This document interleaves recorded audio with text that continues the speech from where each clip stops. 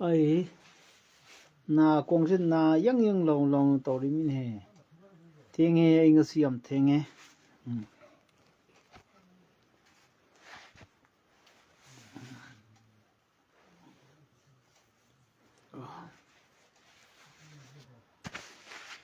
Shakti khaba ai si ai gi live program si TV yeng dong na yeng na ba koi mai bel mai am su yaw re na hai ithel gi ai ngona hai pani nang gi live si yeng ban nungai bungo hai koi nim na hai pani ai su harawe ba ko ndai TV yeng dong na dum yeng ai bungo koi di nang gi kai kai hai hi mai tawri gi hai ba do koi su nang wari tu tai kai wari li no do Hozik si aidi moigi pia thambagi kari mayam do tam kupna lakpa gi phone sin su chawthokpa yadabanina aidi phaja yengde adubu ngasai aina hafet chawrakpa yengbadadi nakhoi gi do BJP lengak se tuba yadana bagidamakta government si dissolve tawdabanida haidi micham miyam punsi ngakpa ngamdraba external aggression leirena hairaba internal disturbance leirena home minister masana su haikraba loina koi swai su viral chatkhrapo ni adu ka misi mina thoba micham miyam gi punsi su ngakpa ngamdraba matam adudagi adum aikoina kaigumba khara tawba yarambado tawdabine ba haring hachou chining sijou noi aidna proxy war hek chathan khun ngakpa kha pha na ba karino cookie sidi kanona sil taw leire aikogi kanona kanana sil taw gebo suna sil taw leire suna ngak lo piraga leire cookie na sok yamna lingna at ko paulena na hauki bhaba kano aduna ga lingiba mukhairiba adagi laga mapalom de changthilaga manipur se changthilaga apa lakh 2 lakh 3 lakh congress matam da khara pusalak BJP matam da double pusal da BJP matam da di yoro lu no to budona ko ngawe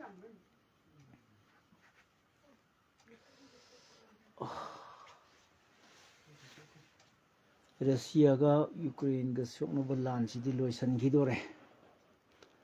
cookie ga koi ga soknaba lan sidi loiba khamba na roi karma matam loigani ai khoi gi lalauba singji pha ba loire kanda khun ngakpa sing loin phagala kanda koi khun ngakpa singna lakhiba khulai du loin lokhul akanda ayam lokhut khrebani cookie dei di lokhut pangamde pausu yengba sai su ngange kino muk yawbani NDTV gi pauda sound di thadre ko ise one nation one poll kanan meeting tawdori ba ko JPC meeting tawdori ba joint parliamentary ko committee JPC meeting tawdori adu JPC da kana yawri no ju khangde mamdi BJP gi favor ni tawi kari no tawi boi BJP se India da achao kang lai ma pangkhana ri pot man su am tang ba haidi advertisement ni government na loina MP mayam sina phongdok na sida hojik BJP ni pandaba leba no state umte leiroi dori ba mutat ge sini loina tai congress ka si loina delay tok tho ge sini lebak sidagi congress khangde ma khangde atopa dol sinse loi loktum loi BJP ni sinjalage sini manipur si ju BJP da ngauja balam mo ere hajiti ko ai di supa mai pamde pamde kai gino bu to thurok thabok to koina pam thabok yaw da ai ta nate mi yam pam de oh my god duna ai ngasi se pungte ta hogadabani ai di khoi mama loba zatpada thingdokre net su somda yaramdaba net ung sem lere ana isi ngatang ayam ga chung aguna getobani aduna talle like kasi phangning sidi yawriba pot mayam sidi moi kannaba provision mayam yawle rameba BJP lengak si kannaba ado sai mai tagi emergency 290 chumayam khangmena se o sida khara khangmina sen tawbani da ikoisi ai thanda khanga yaban te mayam se loina sia aina khangbu se mayam se khangba yaidana ko 이단나 강이 아버한테 마ям 로 강거든요. 276 to 90 का 7 emergency provision hari yaurisi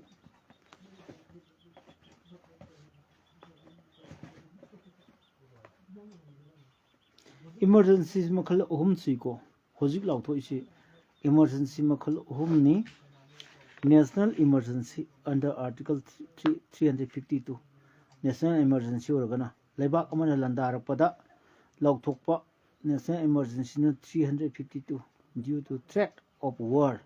external aggression mapalomdagi armed rebellion atopa ngasai khulai pai mayamsina mapalomdagi paisalaga thomtalakpado natragana any manungyo su madu land torpado aduda lebak usil landa salakpado madubuna Article 352 emergency C 352 daina 360 phoniko ladies ana aikoi gidi external aggression lairabani the moi external aggression lairisi aidi kanana moida sogot pano ju khaidok tebako khangdri mayam di loi khangrabni se video loi leinarba hakani ko aduna financial emergency habam sulai aduna article 360 da oigadaba shen thum se amna wong ta trabako aduna the third kind of situation that is one under article 356 ko arising from a failure of the constitutional machinery in a particular state si habani state amada state ki machinery the fail oiraba constitutional machinery the government si lengak pa ngamaktraba lengak pa hayaktraba soira aba adoitati machinery si state ki constitutional machinery si fail oire hargadi article 356 chatnagani ko adusu ani lerame amana animated suspension habama chloroform tharata aini hek haibadu chloroform phajaba londa hargadi chloroform tharaga thambane ko operation tawribani hujik manipur government se operation taw thamme operation tawga tha yamdrabada ahum di tha ni mukti operation se loi dori ko haidi lendori mabukta phattabani na ko mabukto anaba sayam leibani na phatawti yam leibani na mabukto sengdabani na mabukto sengdabani na misam miyamgi khanda phammunna leibagi pa launare india da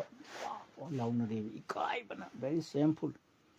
BJP government the all basing si English sentence ngang bada pabung join haiba ai haiban te pabung join haibani ko law minister go eramini like so tin haibani pani pabung joy je corruption kya tawgandabani pani ko mai kendra se madi haje chocha bol ka haitabani mai kendra se kya semum de na adu pamu happa thagale ko aduna masi tasingna aidi pamde haidi emergency thami khutamse haidi leiba kogi moina thamiba PR khutamse mamingi oina thambani India da PR se kairak thamge hapu taramathoi handaka taramathoi rak sure bako ado taramathoi rak thamba si munungda andaki khuthamsina pumtop topeba government si siba yadaba kidamukte hingannaba kidamukte revive tawnanaba kidamukta the job chungtaw tawdana thambani da masi president gi magi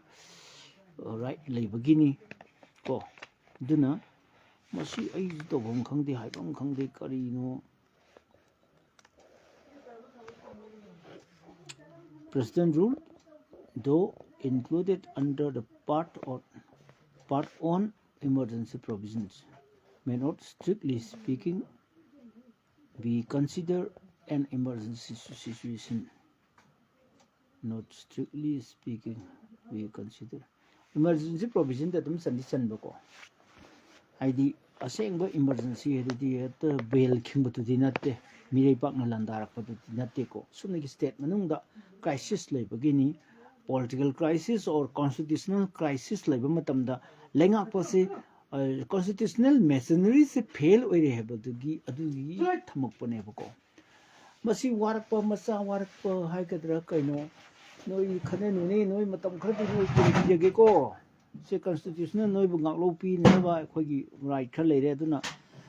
noi khana noi masen thang to yasana ho ne matam tha ani pige ko gana mai tong to bu adi pot gata aduna ai se masai se pare aduna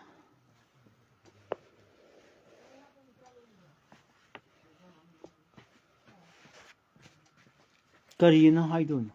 khogi no si chuba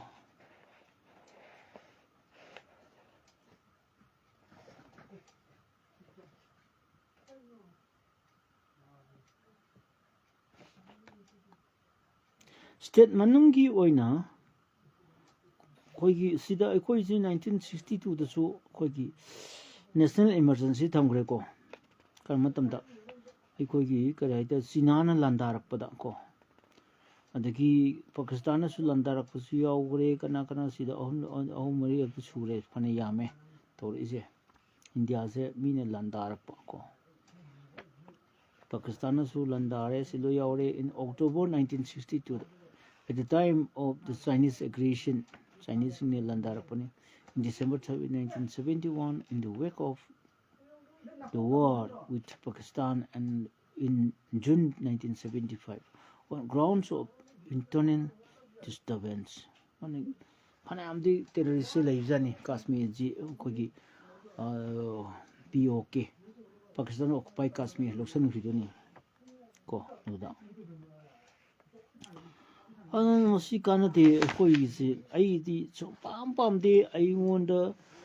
chongning gi chong to ai di pam de si pam de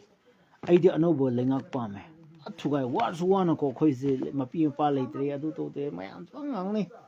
pang tok ya ban te ko lan gi namada khudong sa ba lo su ngam yauri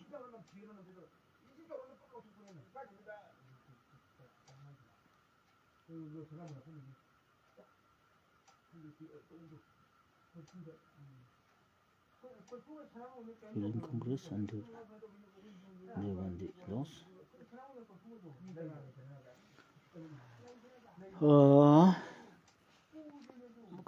Kanoda khogi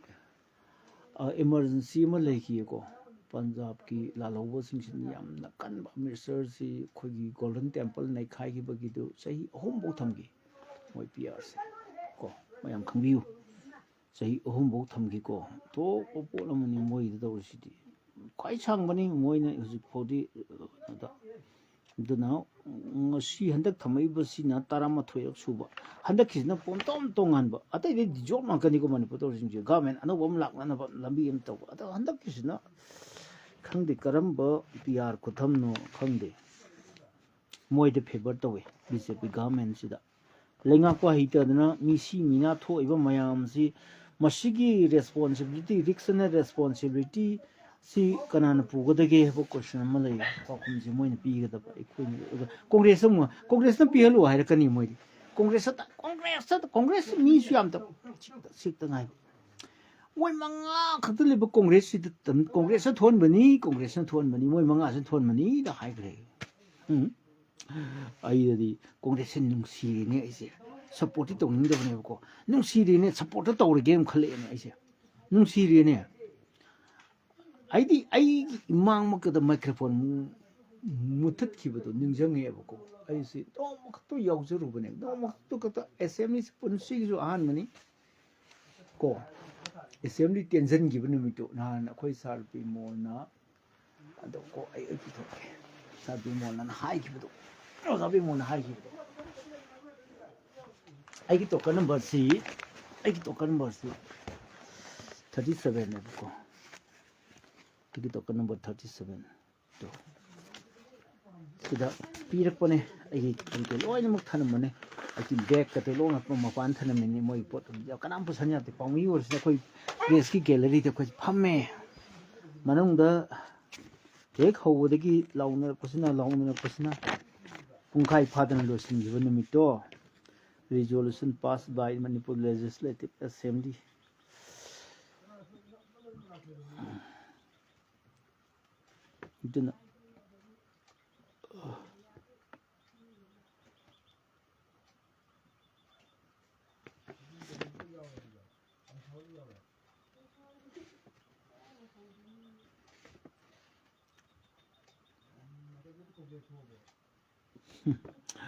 With great sorrow and a heavy heart, this house condoles the tragic loss of many lives in the recent violence in the state of Manipur. In times like these, words seem insufficient to express the depth of the pain and grief that has befallen families, communities, and the entire state. This house also extends its thoughts and condolence to their families and loved ones. May their souls find eternal peace.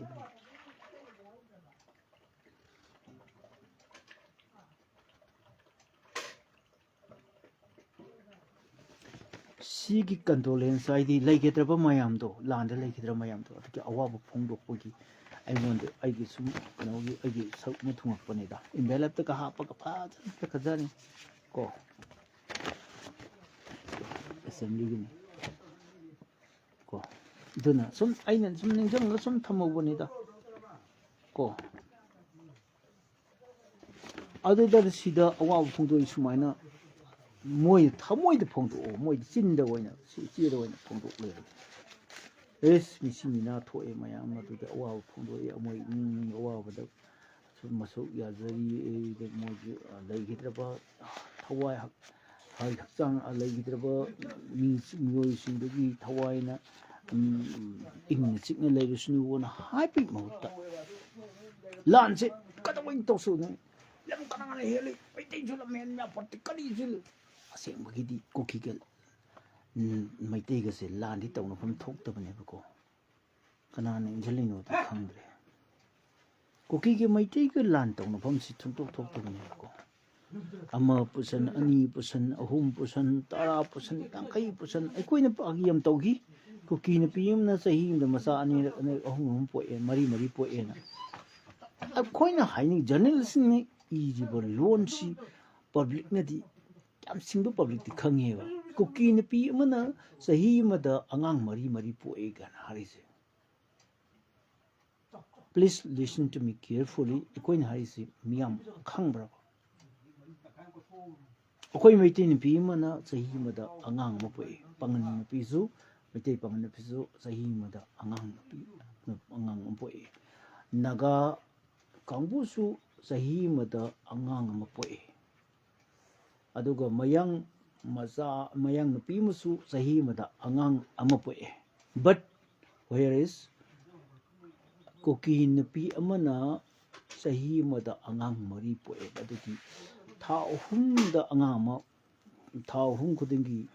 angang ama poe. Aduga karai ka namu miroli no ay khangde du sahi mada angang mari poe. Aduna sukam yama ini yam pokpaduna. Can you believe me? No, I know how to Tajabaraba. A coiner say Kayar high criminality. Public Nation count of Nebco. I think they don't know how to Uravasi. Cooking a pim nang say him the ngang Marie put in. A coin e very poor. Generation e very poor. Kariam Narineb. Hybody. Nupi do not ngang mari popo na te habko. Mangang din kasi popo yawagi naturally magi nature na piba magi biological power the angang mo din kasi popo mo ko. Atu da man nga say kutta por pa so naging lakpasing do. mi top yan chom nei lak pasing du phone ko do mi tin to ne lo to ko do ni mayam je loi bai slak toi ni umang kok that toi ni popi than doi ni maduna ama ani ahum mari manga nipa nitra tuk ti kunfrani tu kunfrani 64 gi ga sege na 124 184 dagi 1 multiple double other 248 dagi smile la ku 248 into 2 sumpuri basna multiply double la basna holei koine holei ne journal singa koki napi amana sahi mada moina henkalai ba population growth to adu holakpada koki napi na angang sahi da angang mari poe no hen koine holei ne understand to bibra please kitang ri lu ni guys lan si kamai to hor khibno habagi koina aina mayam da kanom thambani da tamgre si yaroi ko sida yauri ko aibadi sida koi cabinet ki meeting ka tawkhini moi ki parliament ne puthokini masagi sida masagi koi article 356 se phagi tanba warini da di job tawde government si di job tawde ba bjp si hingdaya di haba chloroform tharga thani thamdari ba to thani thamdori ba ko si thani sun da noi lu sing ba ma khalo aduga si mu hinkal lage haidna bjp si mu ka lengak se hinkal an doi ne ba tachaba pot ne very helpful ai di haina de ba ai da no ma no ba government ma la hanninge lan si lo samag ngom ga da ba moina si hinkal al su sidamana chansam lo leire ko sidamana ngasagi kogi kanona hangbani ko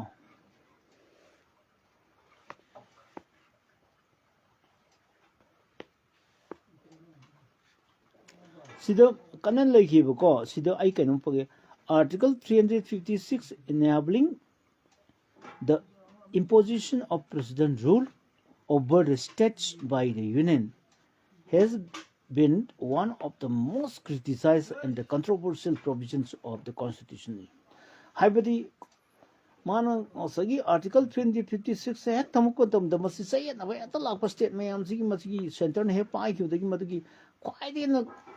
marai tong na pa khwai ding che na ba khwai yit na rak pa gyan rak ta ba pot mayam lei gre sin man har se khwai aduna ngasagi constitution under this provision state governments have been taken over by the union on nearly 120 occasions during the last 60 years Sigumosidi 120 gumta talk cinema haris. Ko 1950 dena 2019 bhaguman sahi piri bako. Sigumose. States akoi country ki oina. Akoi Manipur ki oina taramathoi sure. Po masida jam chaina budu ne ko chaina babu zik aina hajer ko. Chidi aina bante like na haibani ko aina to pangha haiba 1950 in 2009 bhogi lai bako. On an average twice each year at the average yang kan sahim da thambu kan average lai siniba opposition members and the critics have said that article has been used more often than not for political and the partisan purposes by the party in power at the union level, usually to dismiss state governments of parties in opposition in the Constituent Assembly while replying si masagi Constituent Assembly na mangonda hangakpane ko masi yam say na pol of the lakani na masi draft tawo matam da sema matam da manang sagi mayam yelak khibane ko Constituent Assembly na masi hayeng phakta na rakani haidna koi gi PR thamase dam asambalon da ko adu kayin man hagi Dr. Bhimrao Ambedkar and Dr. Ambedkar has expressed the hope that might remain that letter and might never be used except as a last resort after everything else fail. Loin fail or kind of last resort or in a massive by Cholay, the kind of Piers Tamu have a port of Tambaya in Hive. A quite many put this by Cholay later, Cholay later. Mamma, do did Katabuki, she dissolved out of Masjid Aiga, Mayam, Siga, Wakalman, and Moigidi, Adu like Nay, Adu Hire, and Hibany. I know ground reality and high can I ever go? My point of view perspective, labor Mayam said. Can I ever Aiki Waklonga, labor, Manipugi, historian, labor Mayam, political science, ki was asking MU, was asking Mayam, no Moigidi, like the sea high, Adu high and a Pirakani, I know ground reality. Simana Herme, so by so many letter kind of sea. I feel or kind of everything feel or a kind of state na pai ga ba state list ya yaw bu loina order bu center na pai sel ga thame aduga parang sare aduga maitai gi lalo khangde makhi khun nga pa khangde pangpha da pai kuki gi na pangtha tha de football ground da chong chong ni nongmai pai ga anpi ngang phar ga chalak sai khoi bang Facebook the video put evidence bu si me si tam thi ne labu tes bu hat to we mayam si human being mother to go da to roi da si am to later ban lo si moi da chok chat na da bane ba sarkar hidang mayum very unfortunate period this time sini ai koi ki sarkar hidang mayum na hari se am chumme very unfortunate period this time si handaki PR si yam live thi bane ko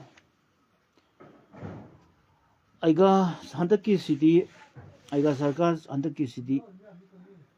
I am to tell you, I've never seen it. I list, I want to lay, I talk at the Manipur PRC Punatana Sukre. Go.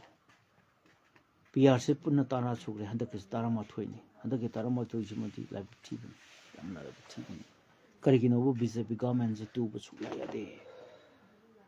Moina Kudong Sabas de la Wavoko.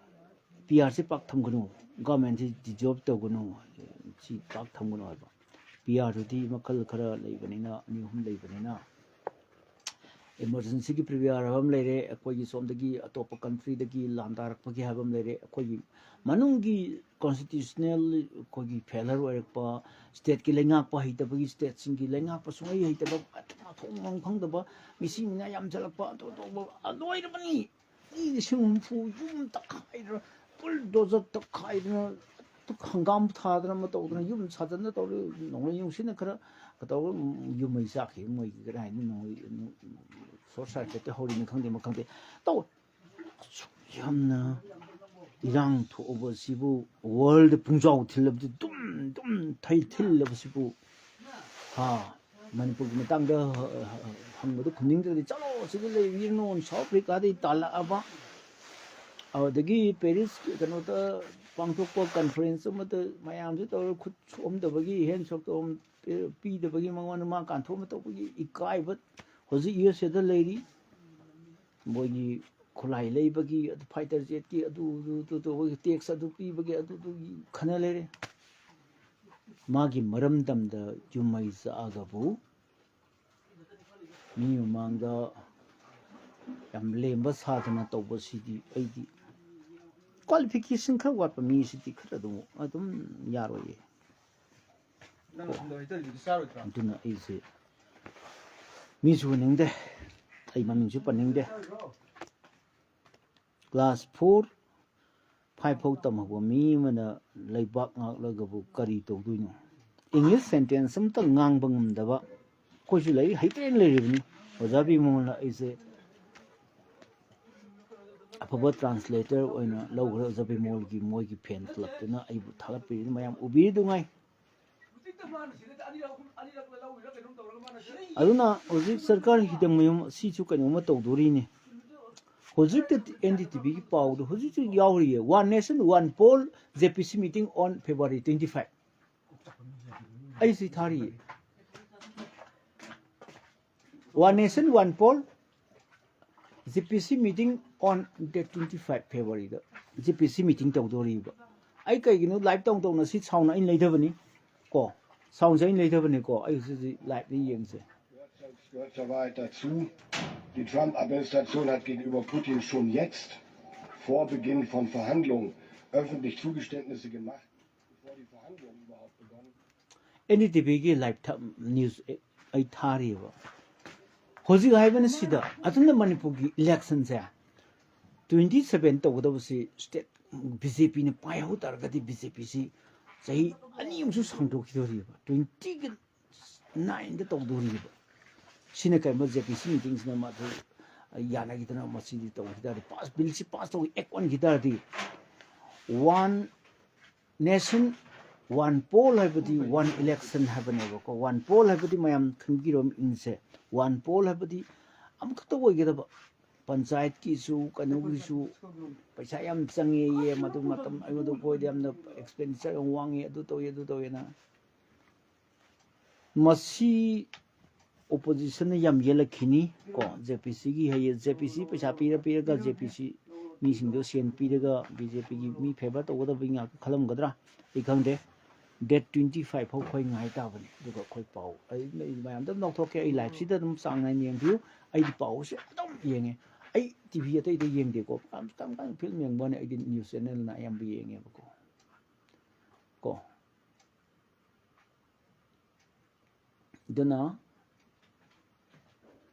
ai hajage Johnson Wong sir one election one nation bill pass taugidrabani adusu JPC ki amu JPC thadari ko ai khange bu Johnson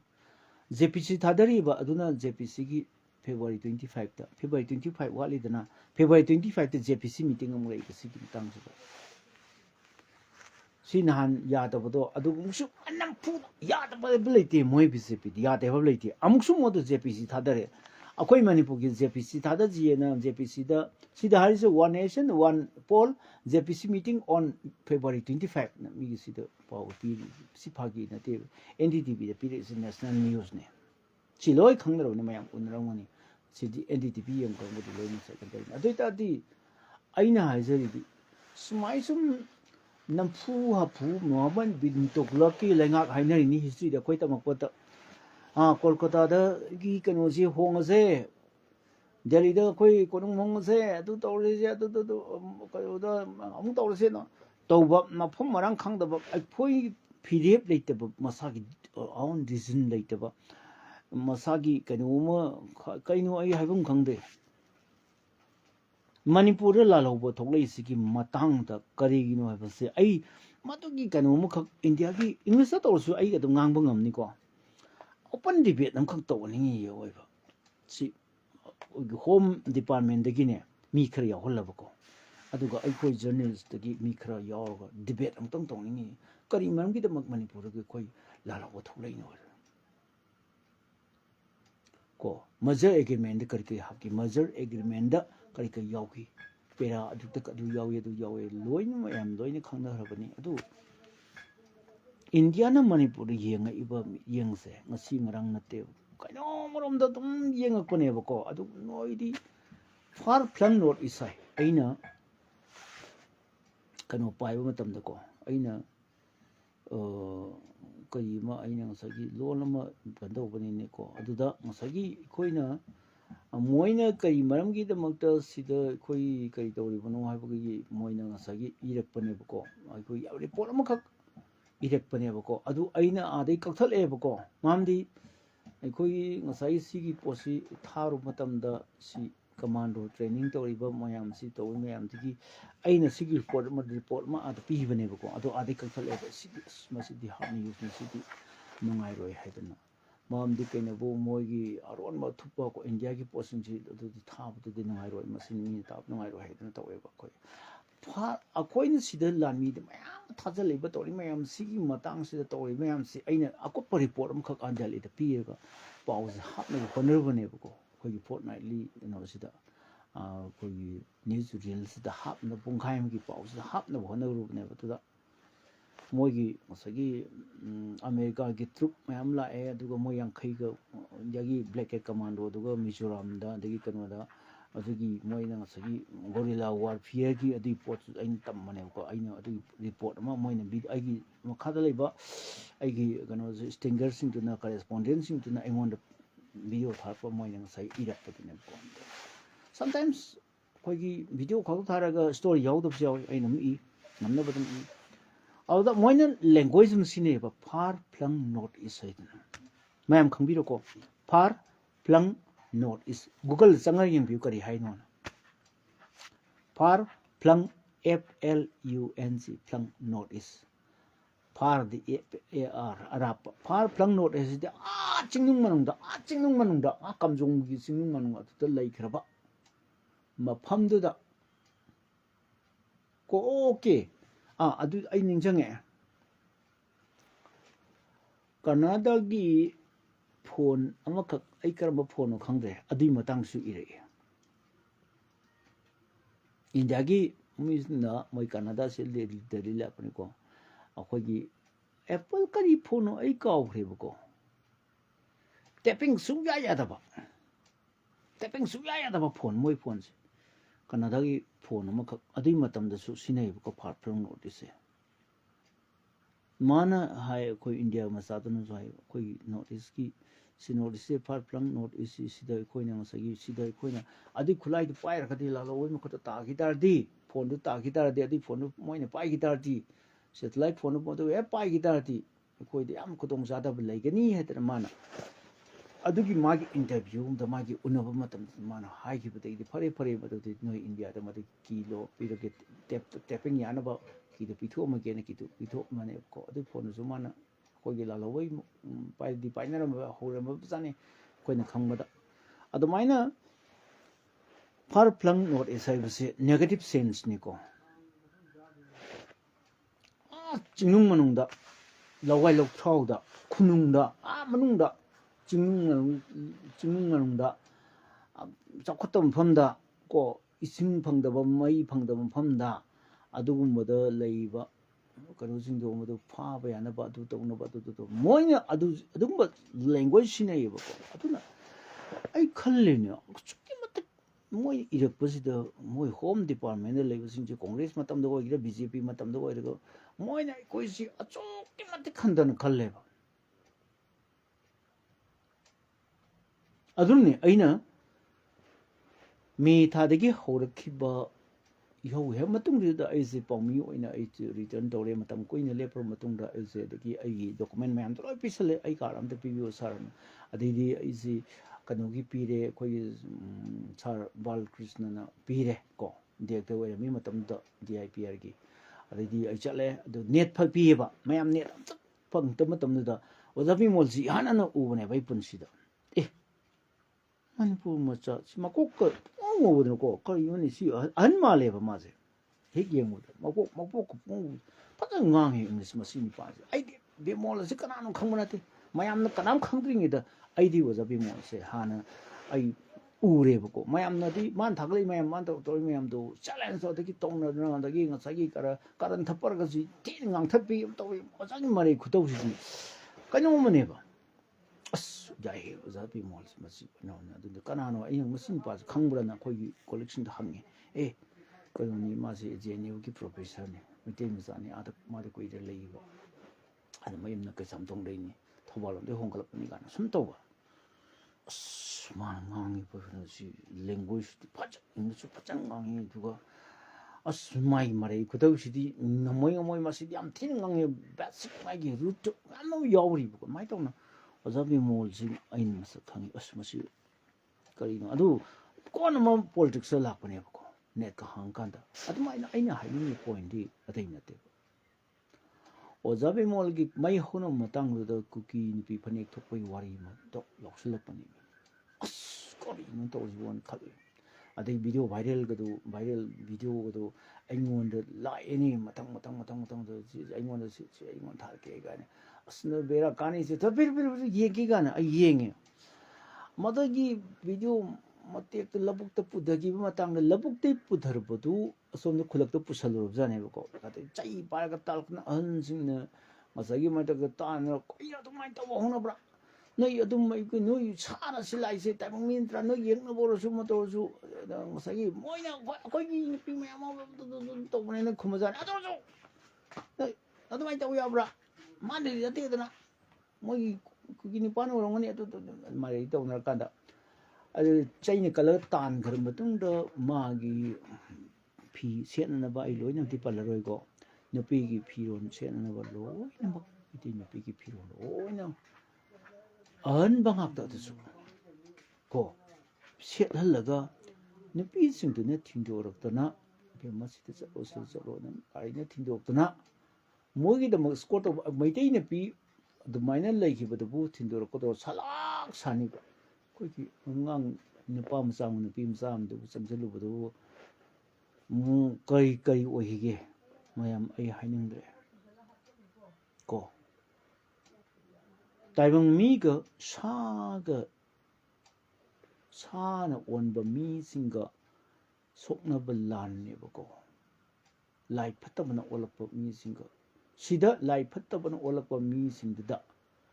ꯁꯧꯒꯠꯂꯤꯕꯅꯦꯕ ꯏꯟꯗꯤꯌా ꯒꯚꯔꯟꯃꯦꯟꯠꯅ ꯃꯣꯏꯒꯤ profit ꯈꯔ ꯂꯩꯔꯝꯒꯗ꯭ꯔꯥ obligation ꯈꯔ ꯂꯩꯔꯝꯒꯗ꯭ꯔꯥ ꯏꯂꯦꯛꯁꯟꯒꯤ ꯃꯇꯝꯗ ꯑꯩꯈꯣꯏ ꯕꯤꯖꯦꯄꯤꯒ ꯑꯩꯈꯣꯏꯒ ꯑꯗꯨꯗꯨ viral ꯆꯠꯂꯦ ꯂꯣꯏꯅ ꯑꯇꯥ ꯐꯣꯡꯅꯔꯦ ꯑꯗꯨꯅ ꯂꯣ ꯑꯦꯟ ꯑꯣꯔꯗꯔꯁꯤ ꯂꯥꯟ ꯍꯦꯛ ꯍꯧꯔꯛꯄꯗꯒꯤ ꯅꯣꯡꯉꯥꯜꯂꯒꯅꯦꯕꯀꯣ ꯑꯩꯈꯣꯏꯒꯤ ꯃꯤꯁꯇꯔ ꯀꯨꯜꯗꯤꯞ ꯊꯥꯔꯛꯈꯤꯕꯗꯣ ꯁꯦꯀ꯭ꯌꯨꯔꯤꯇꯤ ꯑꯦꯗꯚꯥꯏꯖꯔꯒꯤ ꯐꯝ ꯑꯃ ꯍꯥꯞꯆꯜꯂꯒ ꯕ꯭ꯌꯨꯔꯣꯀ꯭ꯔꯦꯠ ꯑꯣꯐꯤꯁꯥꯔ ꯑꯍꯨꯝ ꯊꯥꯔꯛꯑꯦ ꯃꯣꯏ ꯑꯗꯒꯤ ꯍꯥꯟꯅ ꯑꯦꯛꯁ ꯉꯥꯛꯇꯅꯤ ꯊꯕꯛꯁꯤ ꯍꯥꯟꯅ ꯄꯣꯊꯥꯔꯕ ꯉꯥꯛꯇꯅꯤ ꯑꯗꯨꯅ ꯗꯤ ꯖꯤ ꯄꯤ ꯑꯃꯨꯛ ꯊꯥꯖꯤꯜꯂꯛꯑꯦ ꯑꯗꯒꯤ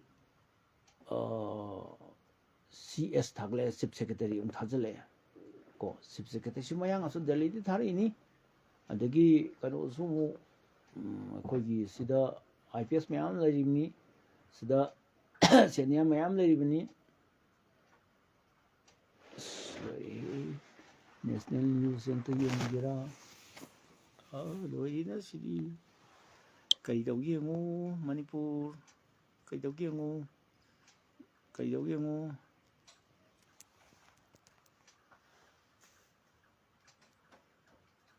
ꯀꯪꯂꯥ ꯃꯃꯥꯡꯗꯒ ꯇꯧꯔꯤ ꯃꯌꯥꯝꯁꯦ ꯁꯤ ꯌꯦꯡꯉꯨ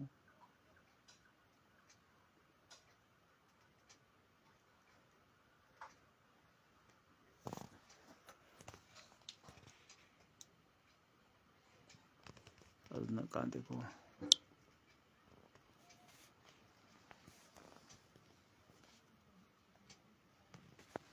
ꯀꯨꯀꯤꯒꯤꯅꯤꯅꯦ ꯁꯤꯗꯤ ꯀꯨꯀꯤꯒꯤ ꯑꯝꯇ ꯎꯠꯀꯦ ꯃꯌꯥꯝꯗ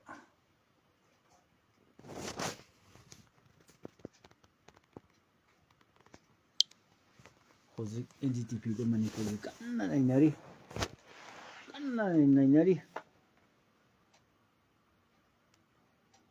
सस्पेंडेड एनिमेशन जो लगाया हुआ है मणिपुर में ये जो संविधानिक प्रोसेस है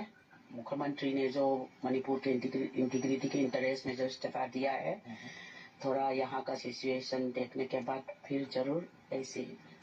हाउस जिंदा हो सकते हैं। अभी संविधानिक प्रोसेस चल रही है तो बाद में हम इसका प्रोसेस जब होगा तब पता चलेगा। The main opposition Congress says this is an unprecedented situation. This is something very unprecedented in the history of this country, I suppose. I mean, to the best of my memory, I have never heard of this kind of a thing. That they had to impose precedent rules because despite being a majority, there is no split in the party, 2/3 people forming a different group. That kind of thing is not there simply because they couldn't choose who is the leader among themselves. 5 men who were seen in a viral video playing football carrying assault rifles in Manipur's Kangkopi district were arrested on Wednesday. But the information was made public only after President's rule was in place. With the control now directly with center, The onus is on the central forces to carry out operations to flush out armed groups and recover the looted arms on priority. Our CM resigned because he cannot control and he cannot bring solution to this crisis. Other BJP leaders, they should know this crisis at this time. As soon as they choose someone among them as a CM, but they did not. It is failure of these people. We are happy with the imposition of Article 356 President's rule in Manipur. We expect that the President's rule will be a beginning for active dialogue aimed at solving the crisis in Manipur.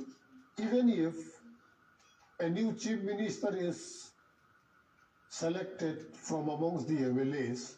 then we expect that the selected person will be an inclusive chief minister. With the president's rule in Manipur, the onus is on the center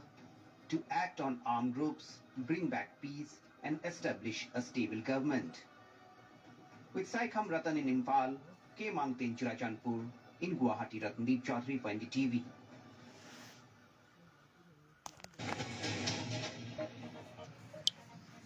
Madam, no record at machine record on the original. I can see copyright charge at Zarogira, which happened work and Matota de Munda. Pro, world's first AI-powered pro-grade camera. I young tongue I like those of Mongi, my interview, my Matema NDTP, the Nangodo, and Tongue the Johangin Canbodon see our go. You know. But the key in the piece in Mapito, Quiggy Matang, the Quiggy Republic TV. Ang nagpapamoy o home live ko, Marie Malay. As moy Marie duga igatong ng Marie si.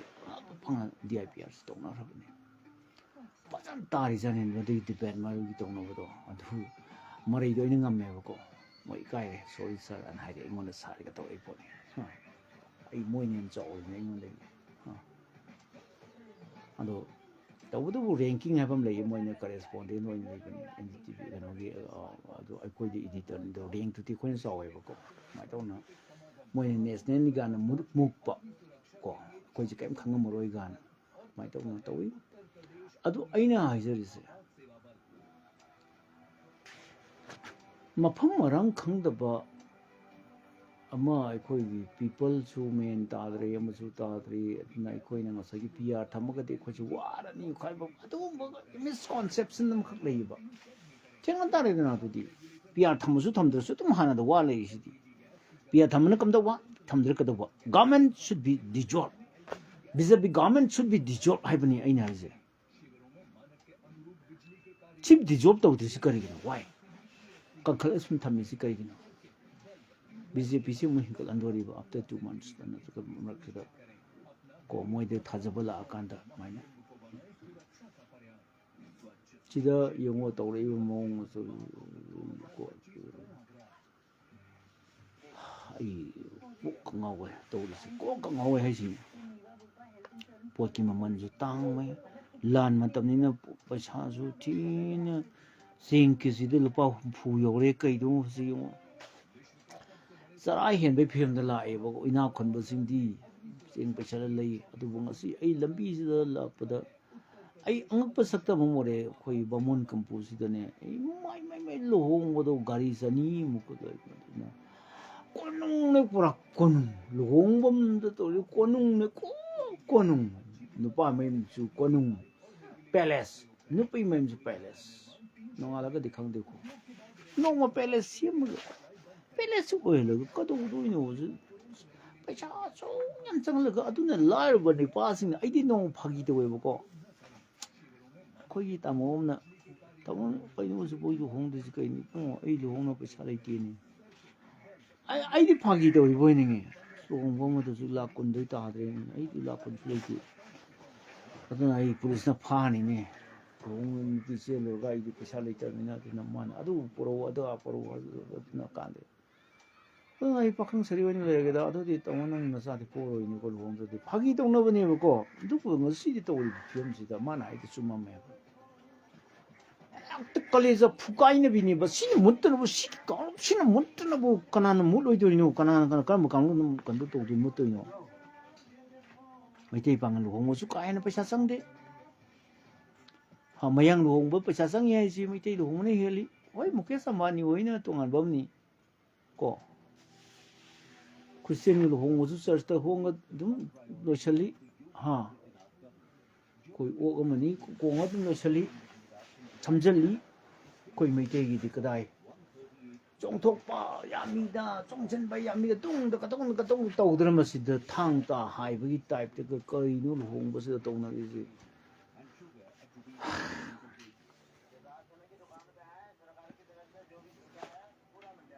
ꯑꯗꯒꯤ ꯁꯣꯔꯥꯠ ꯐꯪꯉꯤ ꯁꯣꯔꯥꯠ ꯁꯣꯠꯂꯤꯁꯤꯗꯅ ꯑꯇꯩꯕ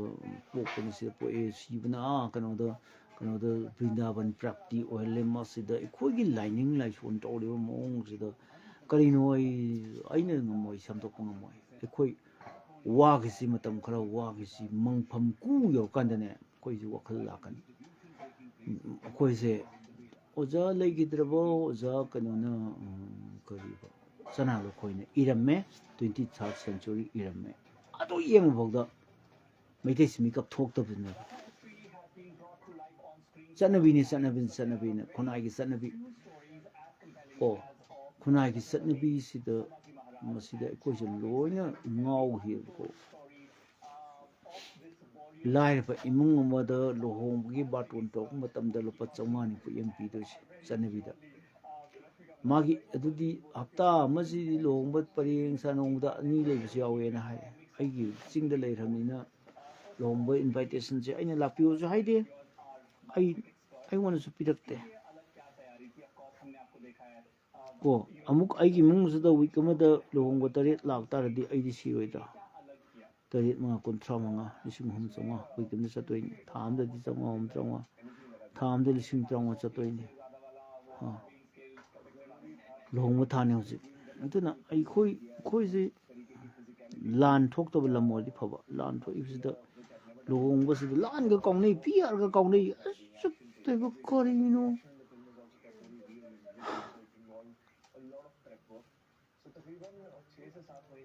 ꯉꯁꯤ ꯅꯈꯣꯏꯅ ꯑꯩꯕꯨ ꯑꯉꯥꯎꯕꯅꯤ ꯈꯟꯒꯅꯤ ꯃꯇꯝ ꯑꯃꯗ ꯑꯩ ꯁꯤꯔꯀꯥꯟꯗ ꯑꯩꯅ ꯍꯥꯏꯔꯝꯕꯁꯤꯡꯁꯦ ꯂꯥꯏ ꯑꯃꯅ ꯍꯥꯏꯔꯝꯕꯅꯤ ꯂꯥꯏꯄꯣꯛ ꯅꯨꯄꯥꯅꯤ ꯃꯁꯤ ꯅꯨꯄꯥꯁꯤ ꯃꯩꯇꯩꯁꯤ ꯃꯨꯠꯇꯅꯕ ꯃꯥꯅ ꯀꯟꯅ ꯍꯥꯏꯖꯔꯝꯕꯅꯤꯀꯣ ꯑꯩꯈꯣꯏꯅ ꯄꯪꯕꯗꯒꯤ ꯑꯩꯈꯣꯏꯅ ꯐꯤꯕꯝꯁꯤ ꯌꯧꯁꯤꯟꯈꯤꯕꯅꯤꯀꯣꯅ ꯇꯨꯡꯒꯤ ꯃꯤꯔꯣꯜꯅ ꯅꯦꯛꯁ ꯖꯦꯅꯦꯔꯦꯁꯟꯗꯨ ꯑꯩꯈꯣꯏ ꯃꯊꯪꯗ ꯂꯥꯛꯀꯗꯕ ꯖꯦꯅꯦꯔꯦꯁꯟꯒꯤ ꯑꯉꯥꯡꯁꯤꯡꯗ ꯑꯩꯁꯦ ꯂꯥꯏ ꯑꯣꯏꯅ ꯂꯥꯛꯂꯛꯄꯁꯨ ꯌꯥꯔꯤꯕ ꯃꯔꯝꯗꯤ ꯑꯆꯨꯝꯕ ꯉꯥꯡꯕꯅꯦ ꯑꯩꯗꯤ ꯑꯩꯈꯣꯏꯁꯦ ꯃꯩꯇꯩ ꯀꯟꯅꯤꯡꯕꯒꯤꯗꯃꯛꯇ ꯑꯩꯒꯤ ꯐꯦꯃꯤꯂꯤ ꯈꯛꯇ ꯍꯤꯡꯕ ꯌꯥꯔꯣꯏ ꯃꯥꯒꯤ ꯐꯦꯃꯤꯂꯤ ꯈꯛꯇ ꯍꯤꯡꯕ ꯌꯥꯔꯣꯏ ꯐꯦꯃꯤꯂꯤ ꯃꯌꯥꯝ whole people who are belong to Meitei community ꯑꯩꯈꯣꯏꯁꯦ altogether ꯑꯩꯈꯣই ꯄꯨꯟꯅ ꯈꯟꯅ ꯅꯩꯅꯕꯒꯤ ꯃꯐꯝ ꯑꯃ ꯀꯜꯍꯧꯕꯒꯤ ꯑꯄꯥꯝꯕ ꯑꯩ ꯂꯩꯕꯒꯤꯗ ꯑꯩꯈꯣꯏꯁꯤ ꯀꯔꯤꯅꯣ ꯀꯂꯦꯛꯇꯤꯚ ꯔꯦꯁꯄꯣꯟꯁꯤꯕꯤꯂꯤꯇꯤ ꯑꯃꯇ ꯂꯩꯇ꯭ꯔꯦ ꯃꯩꯇꯩꯃꯛ ꯋꯥꯈꯜ ꯂꯩꯇꯕ ꯐꯨꯇꯥꯅꯤ ꯇꯧꯔꯤ ꯃꯊꯤꯕꯣꯡꯗꯤ ꯆꯥꯅꯤꯡꯉꯥꯏ ꯂꯩꯇ꯭ꯔꯕꯁꯤꯗ ꯀꯔꯤꯅꯣ ꯑꯩ ꯈꯪꯗꯦ ꯅꯨꯄꯤ ꯃꯌꯨꯝꯅꯦꯅ ꯇꯧꯔꯤꯁꯤꯁꯨ ꯅꯨꯄꯥ ꯃꯌꯨꯝ ꯃꯤꯒꯤ ꯂꯥꯏꯔꯕꯗ ꯄꯩꯁꯥ ꯐꯅ ꯇꯥꯜꯂꯤ ꯑꯩꯒꯤ ꯏꯟ ꯀꯦꯁ ꯑꯩꯒꯤ ꯏꯃꯨꯡꯗ ꯊꯣꯛꯄ ꯇꯥꯔꯒꯗꯤ ꯀꯃꯥꯏꯅ ꯇꯧꯅꯤ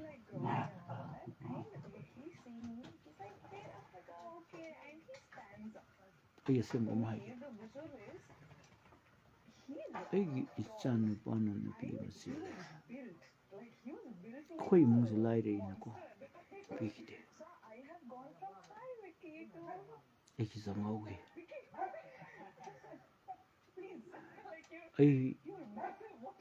ꯑꯩ ꯈꯟꯒꯦ ꯅꯣꯏꯅ ꯑꯩꯕꯨ ꯑꯁꯨꯛꯀꯤ ꯃꯇꯤꯛ ꯍꯟꯊꯅ ꯈꯜꯂꯕ ꯑꯩ ꯐꯔꯦ ꯅꯣꯏꯅ ꯃꯃꯥꯡꯗ ꯑꯩ ꯃꯤ ꯑꯃꯇ ꯑꯣꯏꯒꯦꯅ ꯑꯩ ꯈꯟꯈꯤ ꯑꯩꯅ ꯈꯟꯈꯤꯕ ꯋꯥꯔꯦꯞ ꯑꯩ ꯍꯣꯡꯗꯦ ꯑꯩꯉꯣꯟꯗ ꯍꯧꯖꯤꯛ ꯑꯩꯒꯤ ꯏꯆꯥꯅꯨꯄꯥ ꯂꯨꯍꯣꯡꯕ ꯌꯥꯔꯅꯤ ꯑꯩꯒꯤ ꯏꯆꯥꯅꯨꯄꯥ ꯑꯍꯟꯁꯦ ꯂꯨꯍꯣꯡꯕ ꯌꯥꯔꯕ ꯆꯍꯤ 25-26 ꯁꯨꯔꯛꯑꯕꯅꯤ ꯑꯗꯨ ꯍꯧꯖꯤꯛ ꯑꯩꯅ ꯉꯝꯗꯦ ꯀꯩꯒꯤꯅꯣ ꯆꯤꯡꯗꯒ ꯂꯩꯔꯦ ꯃꯤꯒꯤ ꯃꯆꯥꯗꯣ ꯆꯦꯜꯂꯨꯔꯒ ꯀꯗꯥꯏꯗꯒꯤ ꯄꯩꯁꯥꯅ ꯍꯣꯡꯗꯣꯏꯅꯣ ꯁꯨꯝ ꯈꯟꯕ ꯂꯥꯟ ꯃꯇꯝꯅꯤ ꯍꯧꯖꯤꯛ ꯄꯩꯁా ꯀꯗꯥꯏꯗ ꯄꯨꯅꯤ ꯑꯗꯨꯅ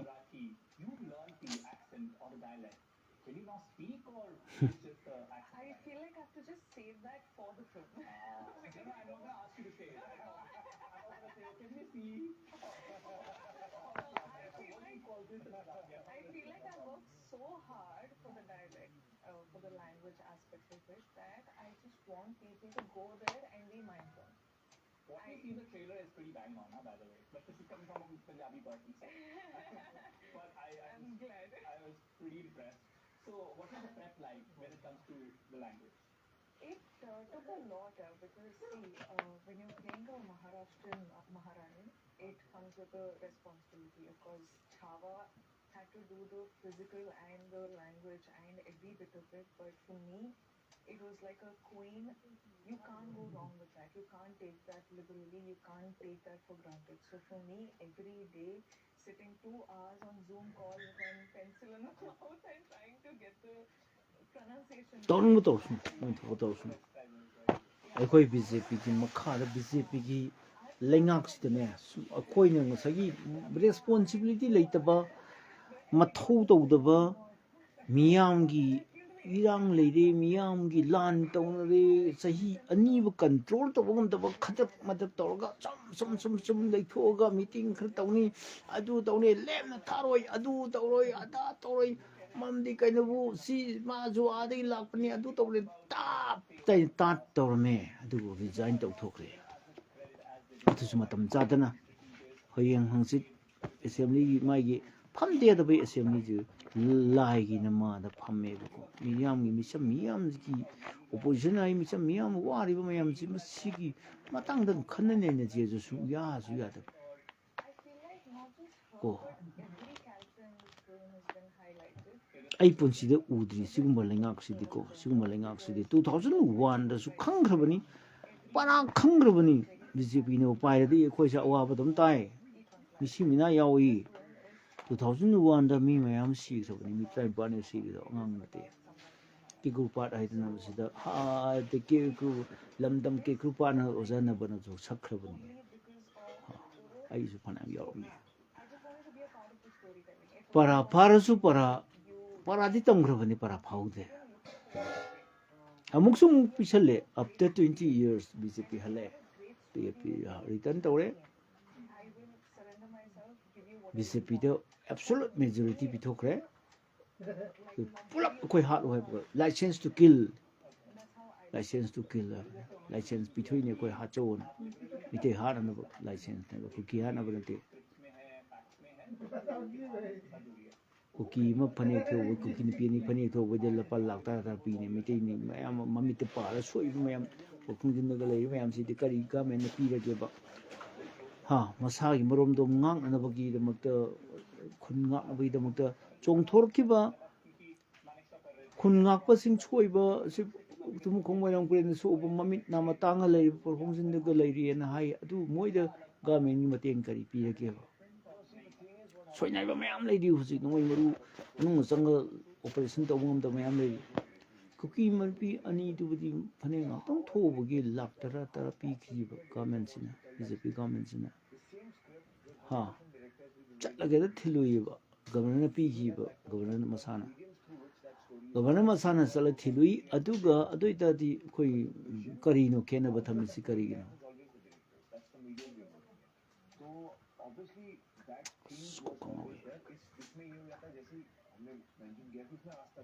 ꯑꯩ ꯂꯥꯏ ꯈꯨꯔꯝꯒꯤ BJP ꯒꯚꯔꯟꯃꯦꯟꯠ ꯑꯃꯨꯛ ꯍꯜꯂꯛꯇꯕ ꯂꯥꯏ ꯈꯨꯔꯝꯒꯤ ꯑꯩ ꯆꯦꯂꯦꯟꯖꯅꯤ ꯑꯩꯁꯦ BJP ꯑꯩ ꯏꯕꯨꯙꯧ ꯄꯥꯈꯪꯕ ꯈꯨꯔꯝꯒꯤ ꯑꯩꯈꯣꯏ ꯋꯥꯕ ꯌꯥꯝ ꯍꯦꯟꯒꯅꯤ ꯁꯤ ꯒꯚꯔꯟꯃꯦꯟꯠꯁꯤꯗꯤꯀꯣ ꯑꯁꯤꯕ ꯒꯚꯔꯟꯃꯦꯟꯠ ꯄꯥꯕꯨꯡꯖꯣꯏꯅ ꯍꯥꯏꯕꯅꯤ ꯁꯜꯂ ꯁꯤꯕꯒꯨꯝꯕꯅ ꯁꯜꯂ ꯁꯤꯕꯗ ꯐꯨꯔꯒ ꯃꯕꯨꯛ ꯁꯨꯝ ꯆꯥꯎꯈꯠꯂꯛꯀꯅꯤ ꯀꯩꯗꯧꯗꯣꯏꯅꯣꯅ ꯄꯥꯕꯨꯡꯖꯣꯏꯗꯗꯤ ꯃꯣꯏ ꯀꯩꯁꯨ ꯇꯧ ꯉꯝꯗꯦ ꯍꯥꯟꯅ ꯂꯣ ꯃꯤꯅꯤꯁꯇꯔꯁꯨ ꯑꯣꯏꯔꯝꯃꯤꯅꯤ MLAꯁꯨ ꯑꯣꯏꯗ꯭ꯔꯕꯅꯤ ꯃꯥꯅ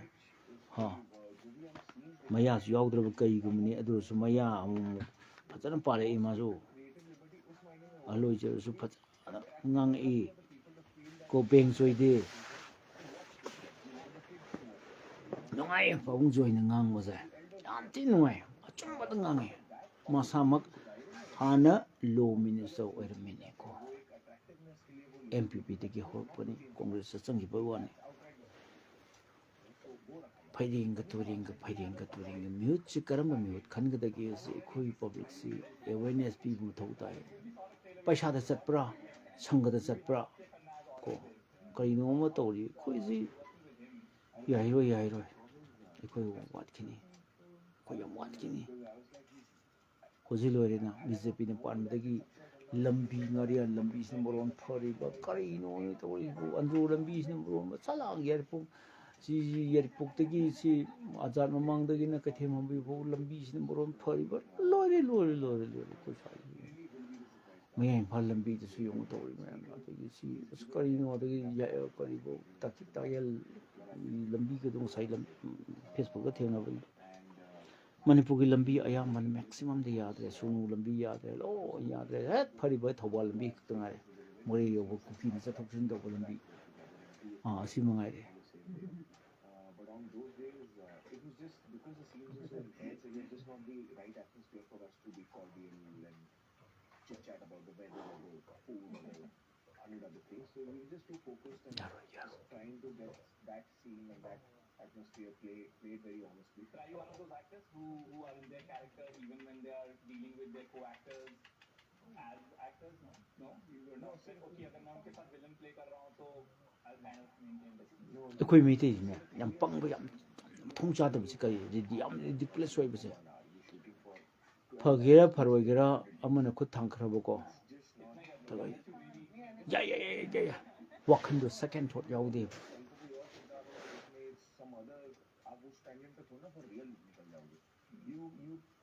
ꯑꯩꯅ BJP ꯇꯥꯊꯤꯔꯨꯕꯒꯤ ꯋꯥ ꯅꯠꯇꯦ ꯃꯣꯏꯒꯤ ꯇꯧꯊꯣꯔꯛꯄ ꯊꯕꯛꯇꯣ ꯐꯖꯔꯛꯇꯕꯒꯤ ꯃꯤꯆꯝ ꯃꯤꯌꯥꯝꯒꯤ ꯄꯨꯟꯁꯤ ꯂꯟ ꯊꯨꯝ ꯃꯦꯒꯤ ꯇꯥꯡ 3ꯗꯨꯗ ꯈꯨꯗꯛꯇ ꯆꯨꯔꯆꯥꯟꯄꯨꯔꯗ ꯊꯥꯖꯤꯜꯂꯒ ꯅꯩꯈꯥꯏꯔꯝ ꯇꯥꯔꯗꯤ ꯃꯣꯏꯒꯤ ꯂꯥꯟꯃꯩꯗꯨ ꯃꯣꯔꯦ ꯌꯧꯒꯗ꯭ꯔꯥ ꯀꯥꯡꯄꯣꯛꯄꯤ ꯌꯧꯒꯗ꯭ꯔꯥ ꯃꯩꯇꯩ ꯃꯌꯥꯝꯗꯨ ꯀꯌꯥ ꯋꯥꯔꯝꯒꯅꯤ ꯂꯣꯛꯅꯨꯡꯗ ꯑꯗꯨꯒ ꯍꯥꯏꯌꯦꯅꯦ ꯃꯣꯏ ꯈꯨꯟꯒꯤ ꯃꯩꯇꯩ ꯅꯨꯄꯤ ꯃꯌꯥꯝ ꯆꯪꯁꯤꯟꯕꯗꯨꯗ ꯑꯣꯏ ꯁꯥ ꯂꯥꯛꯏꯅꯦ ꯁꯥ ꯆꯥꯅꯤꯡꯗ꯭ꯔꯣ ꯅꯣꯏꯕꯨ ꯍꯥꯏꯌꯦꯅꯦ ꯍꯥꯎꯊꯤꯕꯣꯡ ꯑꯗꯨꯒꯨꯝꯕ ꯀꯣꯔꯠ ꯂꯦꯡꯒ꯭ꯋꯦꯖ ꯁꯤꯖꯤꯟꯅꯕ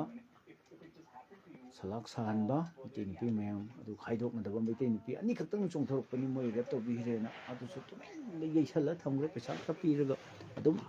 ꯅꯣꯏ ꯇꯨꯞꯁꯤꯜꯂ ꯁꯤ ꯅꯣꯏ ꯋꯥꯋꯥ ꯂꯥꯎꯔꯅꯨꯀꯣ ꯑꯩꯈꯣꯏꯒꯤ ꯂꯣꯏ ꯁꯤꯕ ꯇꯥꯔꯦꯅ ꯑꯗꯨꯝ ꯊꯨꯞꯆꯟꯈ꯭ꯔꯦ ꯑꯗꯨꯁꯨ ꯑꯉꯛꯄ ꯑꯃꯅꯤ ꯃꯇꯝꯗꯨ ꯑꯩꯈꯣꯏ DIPRꯗ ꯂꯩ ꯑꯩ DIPRꯗ ꯑꯩꯈꯣꯏꯒꯤ ꯅꯦꯠꯇꯨ ꯃꯌꯥꯝꯗꯤ ꯈꯪꯗꯕꯅꯤꯅ ꯑꯝꯇ ꯈꯪꯉꯔꯣꯏ ꯃꯔꯝꯗꯤ ꯅꯦꯠ ꯃꯌꯥꯝꯒꯤ ꯊꯥꯗꯦ ꯍꯣ ꯄ꯭ꯔꯦꯁ ꯈꯛꯇꯒꯤ ꯑꯩꯈꯣꯏ ꯄꯤ ꯑꯗꯨꯒꯤ ꯃꯇꯝꯗꯅꯤ So I was like, oh, so me, okay. And I love this film.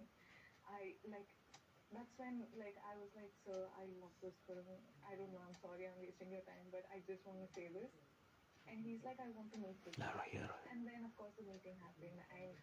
to me, ꯑꯩꯈꯣꯏ ꯄꯨꯂꯞ ꯂꯞꯃꯤꯟꯅꯁꯤ ꯁꯤꯃꯤꯟꯅꯁꯤ ꯁꯨꯏꯁꯥꯏꯠ ꯁ꯭ꯀꯣꯠ ꯑꯩꯈꯣꯏ ꯄꯨꯂꯞ ꯃꯩꯇꯩꯁꯦ ꯄꯨꯂꯞ ꯃꯤꯟꯅꯁꯤ ꯕꯥꯏ